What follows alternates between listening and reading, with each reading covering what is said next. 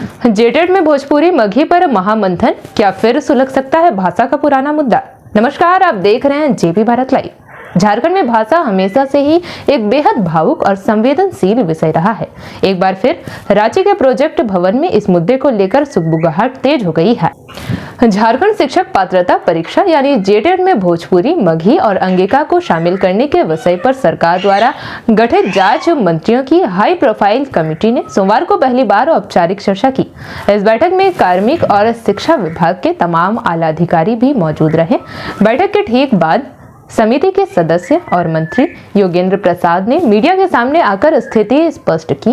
उन्होंने बताया कि यह इस विषय पर हुई पहली परिचर्चा थी, जिसमें सभी पहलुओं को समझने का प्रयास किया गया। बैठक के भीतर संबंधित पदाधिकारियों को स्पष्ट निर्देश दिया गया कि वे इस पूरे मामले से जुड़े तमाम जरूरी तथ्य और पुख्ता साक्ष्य जुटाएं, ताकि कोई भी निर्णय पूरी पारदर्शिता के साथ लिया जा सके।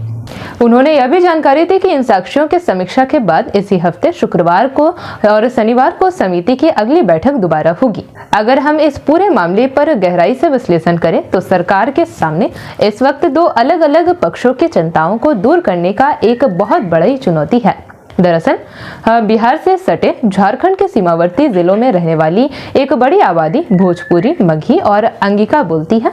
वहां के स्थानीय युवाओं की मांग है कि उन्हें जेटेड में शामिल होने का अवसर मिले, ताकि रोजगार के मोर्चे पर उनके अधिकारों की रक्षा हो सके।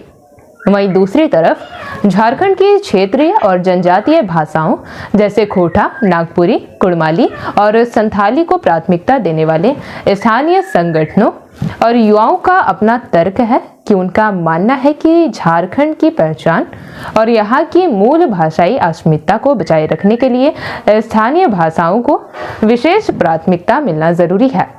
सालों से चले आ रही इस औपचारिक कशमकश के कारण जानकार या अंदेशा जता रहे हैं कि अगर इस संवेदनशील मुद्दे का कोई सर्वमान्य समाधान नहीं निकाला गया तो राज्य एक बार फिर भाषाई आंदोलन की स्थिति पैदा हो सकती है। यही वजह है कि सरकार ने इस समिति के क्षेत्रीय संतुलन का पूरा ध्यान रखा है, ताकि सभी वर्गों की भावनाओं का सम्मान हो सके।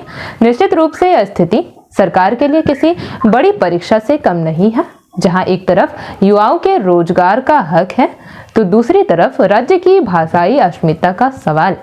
अधिकारियों द्वारा साक्ष्य जुटाए जाने के बाद इस हफ्ते होने वाली अगली बैठक काफी निर्णायक हो सकती है और हमारे चैनल की इस पर पैनी नजर बनी रहेगी। इस पूरे विषय पर एक जिम्मेदार नागरिक के तौर पर आपकी क्या राय है? सरकार को इस मुद्दे पर क्या बीच का रास्ता अपनाना चाहिए? अपने विचार नीचे कमेंट बॉक्स में जरूर साझा करें।